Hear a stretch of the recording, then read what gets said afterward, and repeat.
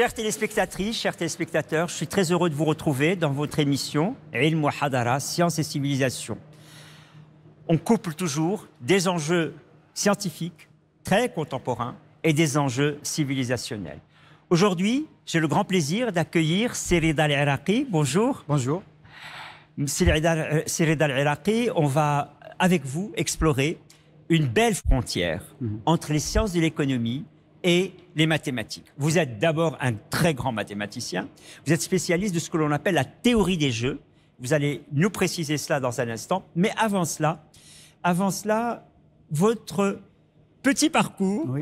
Je dis petit parce que véritablement il est impressionnant. C'est une façon de parler par antiphrase. Non, votre parcours, d'abord vos études secondaires, puis universitaires, vous les avez accomplies au Maroc. Oui. Dans quelle ville? D'abord à Meknès, où j'étais à Meknès, où j'étais à Imam Al-Ghazali, où j'avais un professeur que j'adorais beaucoup. Très important, le déclic. Absolument, c'est un professeur qui m'a vraiment donné goût des mathématiques. Il m'a mis à part, il m'a donné des problèmes à part à résoudre, parce que j'étais tellement rapide que ça ne suivait pas. Avec lui, j'ai commencé à faire les Olympiades de mathématiques. Les Olympiades, c'est très important. C'est très important. C'est une fenêtre de mathématiques extraordinaire proposée aux élèves du lycée au Maroc. Absolument. Moi, c'est les mathématiques qui m'ont fait découvrir tout le reste. C'est là où j'ai rencontré des amis qui m'ont parlé de l'école polytechnique, qui m'ont parlé des classes préparatoires, qui m'ont un peu expliqué toutes les possibilités, les options que j'avais, que je ne pouvais pas soupçonner sans avoir fait ça, déjà. Et ça m'a permis aussi de découvrir que j'avais un niveau de mathématiques qui était peut-être au niveau international, chose que je ne savais pas. Après, j'ai découvert que Meknès envoyait les étudiants à Fès, Moulay Youssef, pour faire les classes préparatoires. Pour les classes préparatoires. Et Moulay Youssef refusait d'envoyer ses élèves à Casablanca, qui était la meilleure classe préparatoire à l'époque, à lycée Mohamed V. Du coup, j'ai fait un move stratégique, on va dire. Je suis parti faire mon baccalauréat à Casablanca. Pour pouvoir intégrer sur place. Exactement, pour pouvoir être à Casablanca, dans le centre de Mohamed V à Casablanca. Et donc j'étais à lycée Khawarizmi. Et après lycée Khawarizmi, j'ai fait lycée Mohamed V. De là-bas, j'ai passé les concours. Vous êtes un pur produit de l'enseignement public? Absolument. Moi, je viens d'une famille modeste, classe moyenne marocaine, même si j'ai un nom qui laisse présager le contraire. Donc moi, j'étais le plus pauvre des Laraki qui existait. Donc quand j'allais chez mes cousins qui étaient dans des grandes maisons et des villas et des palaces, on se moquait souvent de nous. Moi, je me rappelle même ma grand-mère, on était les derniers enfants à avoir des bijoux parce qu'on était de ceux de la famille qui étaient les moins wealthy, on va dire. Oui. Je me rappelle la première fois, j'ai rencontré une tante qui était très riche avec des enfants dans la mission française. Et j'avais 15 ans, je crois, 14 ans, 15 ans. Elle m'avait demandé, qu'est-ce que tu veux faire plus tard? J'ai dit, je veux faire l'école polytechnique. Et elle m'avait dit, parle d'abord bien français. J'avais pas un bon français à l'époque. Et j'ai dit... Elle se trompe complètement. Elle s'est trompée. J'ai appris très bien le français et j'ai fait l'école polytechnique. Bravo. Alors effectivement, les classes préparatoires à Casablanca vous ont mené à cette école prestigieuse, l'école polytechnique en France. Oui. Vous y avez, alors c'est une école comme son nom l'indique, polytechnique. Nous sommes ici, Université Mohamed VI Polytechnique. Polytechnique, toutes les techniques, toutes les sciences. C'est des écoles généralistes, c'est bien cela?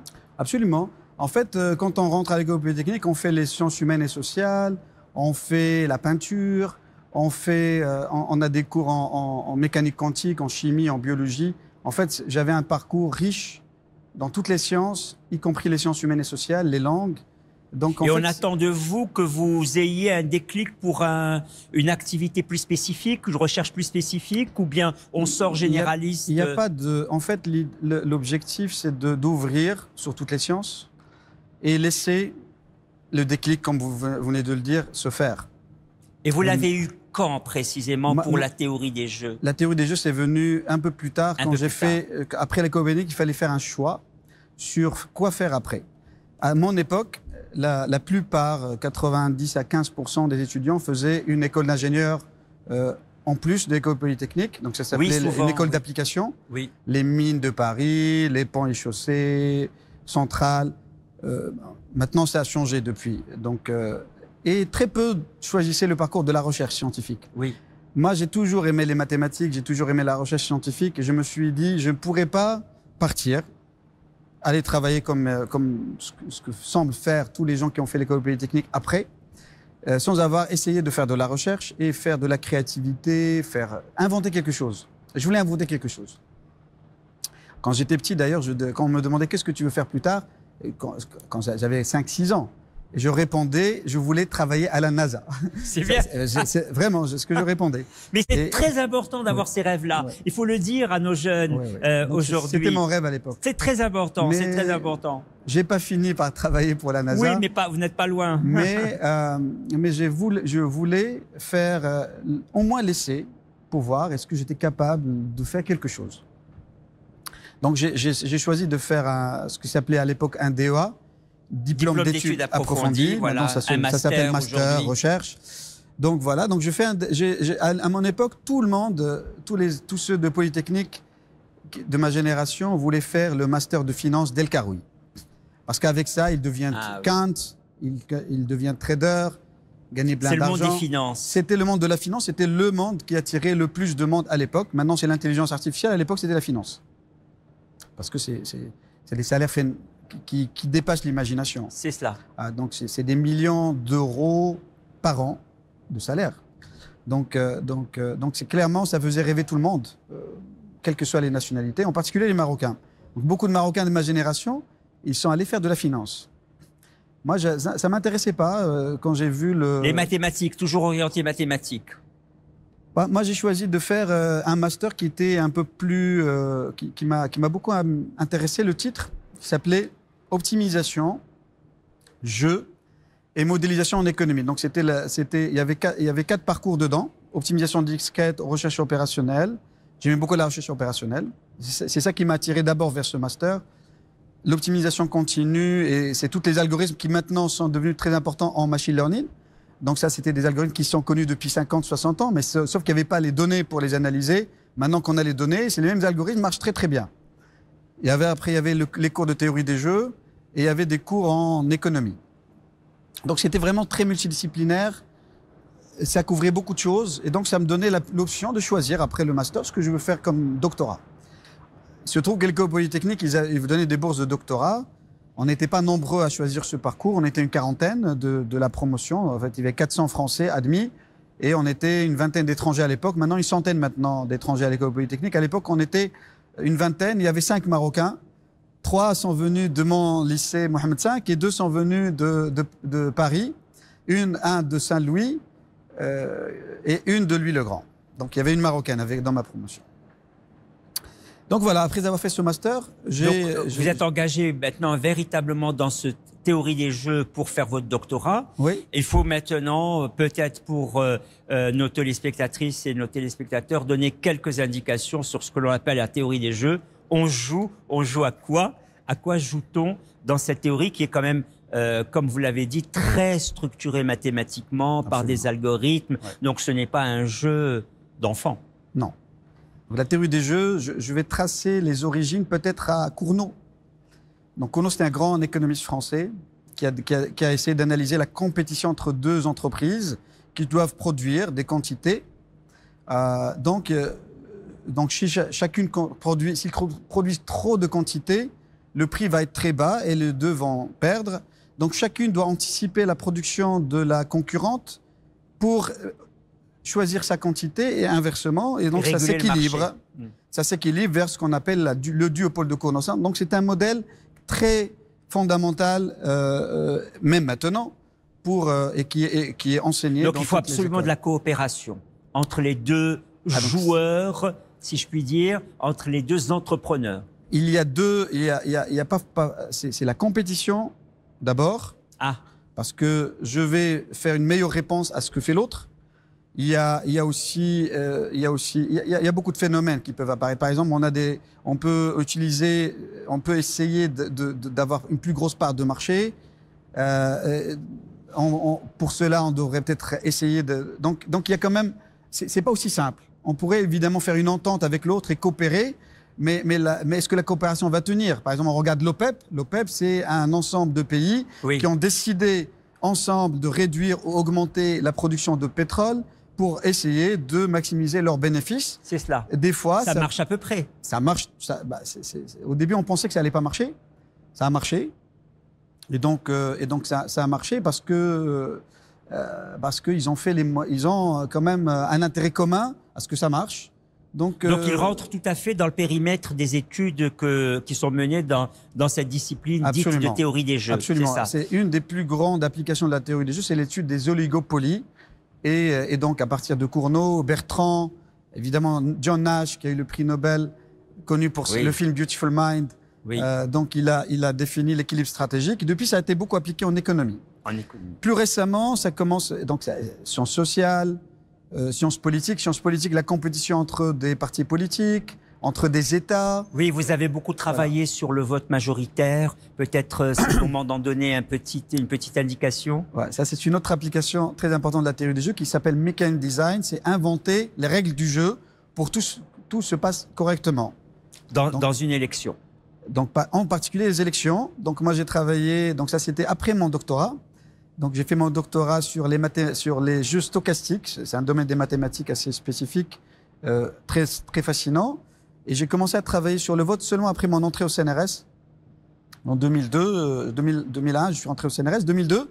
Centre national de la recherche scientifique, centre prestigieux en France. Absolument. Effectivement. Donc, ça, c'était c'est l'endroit où je suis rentré juste après mon doctorat.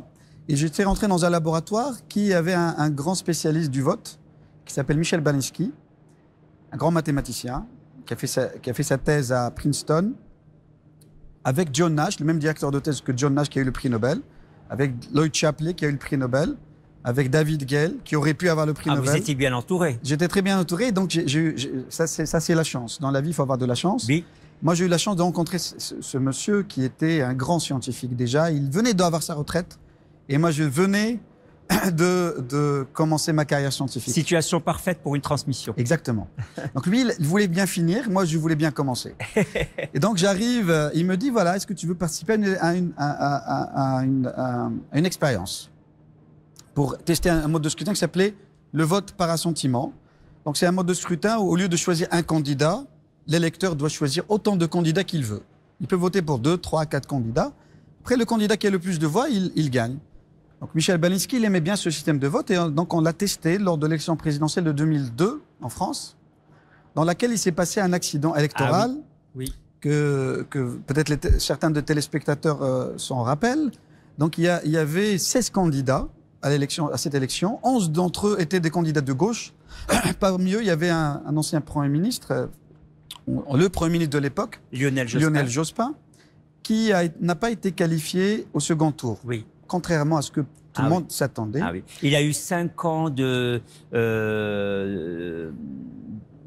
chef, enfin il a été 5 ans Premier ministre, en faisant réduire les déficits, en faisant gagner la France sur plusieurs domaines, et il se trouve éliminé. Il se trouve éliminé, ce qui est paradoxal. Complètement paradoxal. Complètement paradoxal. Donc la raison principale de son élimination, Jean-Marie Le Pen était arrivé au second tour et avec 16%, 80 quelque chose. Voilà, Lionel Jospin 16%, voilà. quelques pourcentages de différence. Oui. Parce qu'il y avait plusieurs de ses ministres qui sont allés contre lui. Le défier.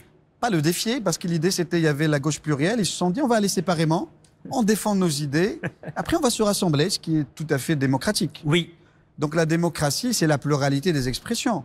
Donc ils sont allés tout à fait normalement se faire la compétition. Sauf que le mode de scrutin est mauvais. Pourquoi? Parce qu'avec ce mode de scrutin, les gens qui aiment les Verts et des idées vertes, ils sont allés voter pour les Verts. Ceux qui aiment les communistes sont allés voter pour Robert qui était communiste.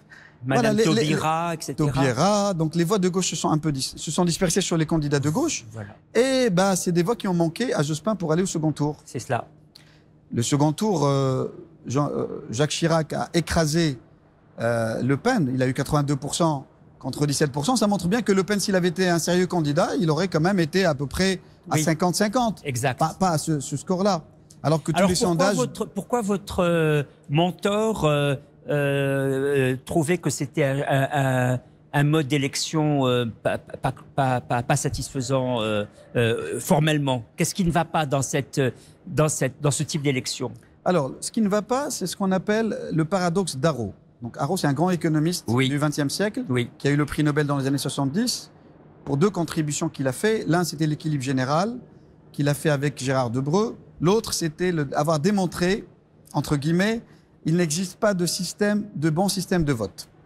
C'est-à-dire un système de vote dans lequel retirer ou rajouter un candidat mineur ne change pas le gagnant de l'élection. D'accord? Donc, ça s'appelle le paradoxe d'Arro. Il y a un autre paradoxe qui est très connu par le marquis de Condorcet, qui était académicien.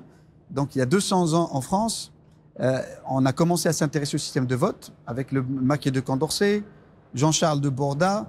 Tous les deux, ils ont proposé un système de vote. Ils ont fait des calculs mathématiques pour essayer de trouver le meilleur système de vote. Il n'y en a pas. Chacun défend son système. Condorcet dit c'est mon système le meilleur. Vous dites que Arro a montré qu'il n'y avait pas de bon système. Tout à fait. Donc Arro, il est revenu sur ça. Il a dit en fait, aucun système n'est bon parce qu'on ne pouvait pas échapper à mon paradoxe. Et donc le système que j'ai fait avec Michel Et le paradoxe, Bansky, et peut-être l'exprimer, c'est le moment de l'exprimer, c'est quoi? Ajouter et retirer un candidat mineur ne change pas le gagnant de l'élection. Ce qui est arrivé en 2002. Si on avait retiré Christiane Taubira ou si on avait retiré Jean-Pierre Chevènement de l'élection, qui avait eu 2% ou l'autre 5%, Jospin aurait eu leur voix. Il aurait été au second tour et il aurait pu gagner l'élection présidentielle. Mais ça n'a pas marché sous la forme de récupération de ces voix-là au moment de se représenter au deuxième tour. Parce que le système actuel ne demande pas aux électeurs leurs préférences. Il ne peut pas faire les calculs qu'ils auraient pour désigner le meilleur gagnant. Il leur demande seulement un vote, votre meilleur choix. Il ne leur demande pas le second meilleur choix, le troisième meilleur choix. Vous venez de prononcer un mot très important dans la théorie des jeux, c'est le classement des préférences, l'agrégation des préférences. Et pendant longtemps, on a considéré que c'était subjectif. Moi, je préfère plutôt ceci et vous préférez plutôt que cela. Alors qu'en réalité, l'analyse objective des préférences est un des remèdes peut-être à la situation déplorable de cette élection de 2002. Absolument. Donc avec Michel Bansky, on avait reçu un livre d'un amateur de vin très connu, Jacques Blouin, dans lequel ils ont inventé des procédures pour classer les vins. Les vins, c'est subjectif. Donc on a un jury qui s'occupe d'égoutter les vins et les classer. Et après, on a des médailles et tout ça. Et quand j'ai lu son livre, c'est là que j'ai découvert l'idée qui a abouti à notre livre avec Michel Bansky qui s'appelle Le jugement majoritaire, Majority Judgment, qu'on a publié à MIT Press 10 ans après. Donc en 2011, le livre est sorti. Donc on a passé 9 ans à écrire le livre. Et donc l'idée fondamentale... Dans la recherche, le temps de la recherche n'est pas le temps social, ni encore moins le temps politique. Et je le dis, il faut toujours laisser les chercheurs travailler. Leur temps de recherche ne doit pas être arrimé à des choix politiques directement, sinon il n'y aura plus de recherche. Absolument. Donc nous, on a travaillé pendant 9 ans, 9 ans voilà. à essayer à d'abord faire le design du système. Donc on a d'abord, la première chose qu'on a fait, c'est changer le paradigme. Avant, le paradigme de Arro, de Condorcet et de Borda, c'était les classements des préférences. Ils ont dit, pour résoudre le problème, on va demander à l'électeur de classer les candidats, le premier choix, le deuxième choix, le troisième choix. Et à partir de là, on va agréger. Arro nous dit, ça ne marche pas. Si on fait comme ça ne pourra jamais marcher. Ça, c'est le théorème d'Arro. Donc, il faut commencer par l'agrégation des croyances ou des préférences. Nous, notre solution, c'était de dire, on va d'abord établir un langage commun. Pour que les électeurs s'expriment, on va leur demander qu'est-ce qu'ils pensent de chaque candidat séparément dans une échelle de mesure qui pourrait être l'échelle excellent, très bien, bien, assez bien, ce qui ressemble un petit peu aux mentions de baccalauréat que les gens ont l'habitude d'utiliser pour juger. C'est rentré dans la culture commune. Exactement. Donc c'est pour ça qu'on l'appelle langage commun. On voit bien, on est sorti un petit peu du cadre des mathématiques. Déjà, en utilisant le terme langage commun, on est plus en linguistique, en philosophie, tout à fait, et moins en mathématiques. Oui. Donc la théorie du choix social ou du vote, c'est une théorie qui n'est pas seulement mathématique, qui est autre chose, beaucoup plus interdisciplinaire. Donc on était sorti de notre domaine de confort et on a commencé à lire qu'est-ce qu'ils font les patineurs, qu'est-ce qu'ils font dans le vin, qu'est-ce qu'ils font dans la musique. Donc on a tout un chapitre dans notre livre où on décrit un petit peu l'histoire des évaluations à partir de l'Empire chinois. On a étudié ce qui se faisait en Chine. Gaspard Monge qui commençait à faire les mentions A, B, C, D avec des lettres et puis des mentions. Et on a trouvé que l'histoire était déjà très riche avant nous sur évaluer. Et après on a essayé de trouver le bon système. Donc le bon système doit éviter le paradoxe d'Arrow, effectivement, mais aussi il doit résister au vote stratégique. Et c'est là où la théorie des jeux est importante. Donc on va pas Retour aux mathématiques. Voilà, donc on va pas faire la moyenne des notes numériques qu'on pourrait donner aux mentions. On va utiliser la médiane. Donc la médiane, c'est une fonction mathématique très connue pour ses stabilités en statistique, parce que la médiane, par exemple, le salaire médian au Maroc serait le salaire tel que la moitié des Français, ils ont ce salaire au plus. Et la moitié des Marocains, oui. ils ont ce salaire au plus, et la moitié des Marocains, ils ont ce salaire au moins. Oui. Si donc je prends, ça fait une ligne stable. Stable. Donc si maintenant je prends le plus riche des Marocains, et imaginons qu'il multiplie sa fortune par 10, ça ne va pas changer le salaire médian. Ça va changer le salaire moyen, mais ça ne va pas changer le salaire médian. Donc quelqu'un qui pense qu'un candidat doit avoir la mention assez bien et lui donne la mention très bien, si la médiane est assez bien, ça ne va pas changer la médiane. C'est cela le vote stratégique? C'est vers ça que c'était un des outils pour le vote stratégique?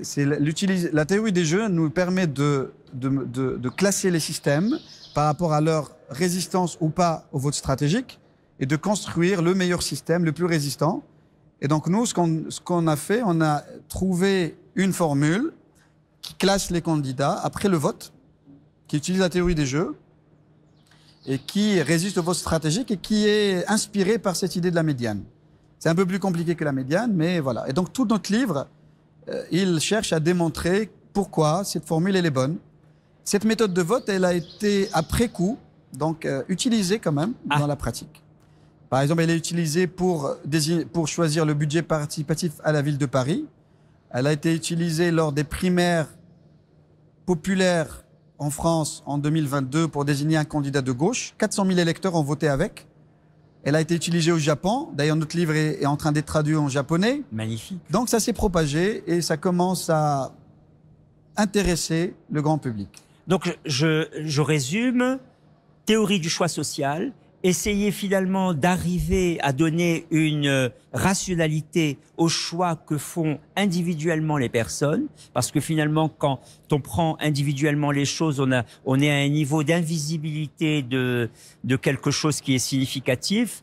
Telle personne va vers là, une autre personne va vers un autre endroit, alors que là, précisément par cet outil, et je retiens cette question de la médiane stable, on arrive à donner une visibilité aux choix sociaux que font les individus, et notamment les choix importants comme des choix de société politique qui sont là. Alors, je parlais de l'agrégation des préférences et des croyances. À un certain moment, j'ai dit, elle est mise en premier. Vous m'avez dit, pas tout à fait. C'est cela? C'est-à-dire qu'elle fait démarrer complètement l'analyse mathématique du choix social, ou elle est juste une composante? C'est une composante seulement. Ah, c'est une composante seulement. C'est une composante. D'abord, il faut trouver la bonne façon d'exprimer les opinions. Il se trouve que dans certains problèmes, c'est demander à chaque électeur ce qu'il pense de chaque candidat dans cette échelle. Dans le vin, c'est un peu plus compliqué. On va demander à chaque juge de donner ses opinions dans une échelle très bon, mauvais, pour le goût, pour l'odorat, donc pour chaque caractéristique du vin, il va s'exprimer et après, on va faire l'agrégation. Et après, il faut une méthode pour agréger. Et là, donc là, il y a une infinité de méthodes possibles. Quelle est la bonne méthode? Donc nous, il y a deux parties. La première partie est comment récolter les mentions. Oui. Donc nous, on dit il faut d'abord poser la bonne question. Ça, c'est important de poser la bonne question. Oui. Dans un cadre d'une élection politique, ça pourrait être pour présider la France, je juge en conscience que ce candidat serait très bien, assez bien. Donc ça, c'est comme ça qu'on a fait nos expériences électorales et qu'on a appliqué cette méthode en France. Mais pour d'autres problématiques, il faut poser la bonne question, trouver la bonne échelle. Par exemple, si on veut donner un prix Nobel, on va essayer de trouver une échelle avec des termes beaucoup plus hauts que les termes utilisés. C'est la structuration du problème posé. La structuration du problème posé et vient avant l'agrégation des préférences. Vous m'avez répondu. Oui. L'émission va très très vite. C'est passionnant. Je voudrais, parce que votre profil est international, vous avez rapidement mentionné tout à l'heure la traduction de votre ouvrage en japonais, mais vous-même, vous avez été à Yale, à Liverpool, bien sûr en France, qui a été votre première base. Maintenant, vous avez rejoint l'UM6P, l'Université Mohammed VI Polytechnique, le site de Rabat. Je sais que vous y menez un travail extraordinaire de formation et d'encadrement des étudiants. Vos étudiants, comment ils entrent dans ce domaine de recherche que vous avez mis plus de 20 ans à construire? Donc effectivement, après 30 ans d'exil, 20 ans au CNRS, j'ai rejoint l'Université Mohammed VI Polytechnique qui ont cru en moi, qui m'ont contacté. Hicham El Habti, que je remercie, qui est venu 4 fois à Paris pour me convaincre. Connaissant son agenda, on peut juste saluer la performance. Et je suis flatté de ça. Donc, quand j'ai rejoint l'université pour créer un centre de recherche qui va s'appeler Moroccan Center for Game Theory. Donc, je suis là depuis 6 mois. J'ai déjà organisé des Game Theory Days, donc les journées de théorie des jeux, où on a invité 24 chercheurs internationaux de toute la planète, de Northwestern University, d'Oxford University, du CNRS, d'Italie, de plusieurs pays. Pour créer une atmosphère de recherche. Donc ces chercheurs sont venus il y a 3 semaines, ils étaient à Rabat. La moitié d'entre eux vont enseigner dans le PhD programme qui va commencer en octobre 2024. Il faut dire que cette université, je vais dire notre université, puisque moi-même j'y suis, c'est une université orientée recherche. Absolument. Donc il n'y a pas d'analogue au Maroc, je crois. Il y a d'excellents chercheurs au Maroc dans d'autres universités, dans les écoles d'ingénieurs. On ne va pas diminuer leur valeur. Ils sont absolument fondamentaux. Et c'est des gens avec qui nous allons travailler et qui vont être nos partenaires parce que leurs étudiants dans les écoles d'ingénieurs, Mohammedia, Hassania, ce sera nos futurs étudiants qui vont venir faire le doctorat. Exactement. Donc je voulais réunir les deux côtés dans cette première conférence. Un côté qui sont tous les professeurs qui vont intervenir chez nous, qui vont nous aider dans le PhD programme, qui vont enseigner, et ça va démarrer en 2024, dans les différents domaines de la théorie des jeux, Computational Social Choice, Algorithmic Game Theory, avec tout ce qui est enchères, Mechanical Design. Vous avez dit tout à l'heure qu'on s'oriente de plus en plus vers un paradigme qui est l'intelligence artificielle, donc elle devient aussi un de vos éléments intégrés. Je ne vais pas faire toute l'intelligence artificielle, je vais faire tout ce qui concerne interaction entre algorithmes. C'est cela. C'est ça qui m'intéresse. Oui. Moi, la théorie des jeux, c'est l'interaction stratégique entre plusieurs... C'est pas la constitution d'un algorithme, c'est... Aussi.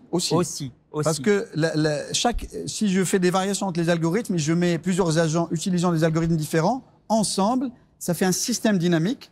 Donc moi, je vais m'occuper de la partie mathématique, d'analyser ce système. Un côté multi-agent. Où est-ce que ça converge? Multi-agent. Donc c'est apprentissage multi-agent. Et après, on va dire, voilà le meilleur algorithme qu'on doit mettre pour que si on les met ensemble, ils vont coopérer, par exemple. D'accord. Donc, on arrive au mot coopération. Donc la coopération, par exemple, quand on programme plusieurs d'une façon décentralisée une blockchain. Donc la blockchain, c'est ce qui se fait de mieux maintenant en théorie des jeux en termes d'application. En langage commun, une blockchain. Une blockchain, c'est par exemple Ethereum, Bitcoin. Vous avez entendu parler de la Bitcoin? Oui, la monnaie. C'est des milliards. Oui, la monnaie virtuelle. Milliards. Des milliards. C'est un marché qui vaut des milliards. La même chose pour Ethereum. Donc chacun d'entre eux. Pour eux Vous avez dit l'autre exemple, pardon? Ethereum. Ethereum. C'est les deux plus grosses blockchains existantes. D'accord. Ethereum, ça consiste en quoi? Donc chacun d'entre eux, donc l'un, ça s'appelle Proof of Work, l'autre, ça s'appelle Proof of Stake. Les deux sont des blockchains. Donc c'est quoi une blockchain? Une blockchain, c'est il y a la banque centrale qu'on connaît, qui tient un compte. Chaque personne, combien il a sur son compte, chaque banque. Donc un livre comptable centralisé. Une blockchain, tel que Bitcoin ou Ethereum, c'est un livre comptable décentralisé. D'accord? Donc chaque ordinateur, un ordinateur dans la planète, il a chez lui le compte, un compte public, et tous les ordinateurs qui sont connectés entre eux, qui forment un réseau, ils doivent avoir le même livre, les transactions dans le même ordre.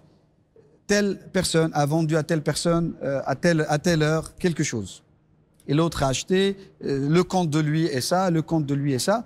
Vous imaginez que si j'inverse 2 transactions, ça inverse complètement tout. Ah oui. Donc il faut que ce soit exactement le même livre. Okay? Donc il faut des règles. Comment faire ça? Comment faire en sorte que toutes ces choses-là soient synchronisées et donc, il y a un algorithme qui va leur permettre de synchroniser. Donc, vous avez répondu à ma question, non pas seulement une coopération des algorithmes, mais une constitution aussi des algorithmes dans cette théorie des jeux. Dernièrement, et on va terminer là-dessus, vraiment l'émission se termine, vous avez participé à la Semaine de la Science à l'Université Mohammed VI, vous avez fait venir de grands chercheurs qui collaborent avec vous. Quel enseignement vous en tirez de cette présentation commune de vos travaux? Bah déjà, donc c'était des travaux. Donc là, le thème cette année, c'est transition. Donc j'ai voulu inviter des chercheurs qui étaient un petit peu liés à cette thématique-là et qui font Evolutionary Game Theory, la théorie des jeux évolutionnaires. Eux, ils s'intéressent comment on converge, comment on apprend l'équilibre. Donc, ils s'intéressent aux mécanismes derrière qui permettent à une société d'apprendre à coopérer et le comprendre. Donc ça, c'est très intéressant parce que c'est un problème qui se pose en biologie. Oui. Comment les animaux apprennent à coopérer. Il se pose dans les sociétés humaines. Il se pose aussi en intelligence artificielle, comment faire en sorte que des algorithmes arrivent à coopérer. Donc c'est le même problème qui est commun à plusieurs. Mais c'est un problème passionnant parce que souvent on se concentre sur les résultats d'une coopération et là vous les prenez en amont. Comment arrive-t-on à établir une coopération? Absolument. Nous sommes obligés de nous arrêter là-dessus. Merci beaucoup Cyril El Iraqi pour votre passionnant sujet, nouveau, important, et on ne peut que saluer le choix que vous avez fait de rejoindre ce pays pour apporter toute une structuration de la recherche autour de la théorie des jeux. Merci beaucoup. Merci, chères téléspectatrices, chers téléspectateurs, pour votre écoute et je vous dis bien évidemment à une prochaine fois. Au revoir.